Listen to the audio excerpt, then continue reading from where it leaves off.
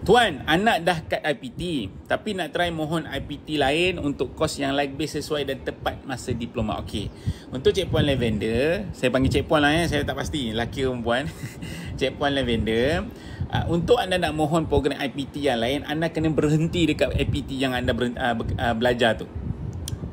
Contoh IPTA anda belajar dekat UiTM. Anda nak apply UTHM ataupun UPM contoh. Anda kena berhenti dekat UiTM dulu sebab nama anda ada sistem, dalam sistem. So bila anda nak apply dekat IPTA lain tak boleh. So anda kena berhenti dulu. And then baru anda boleh apply.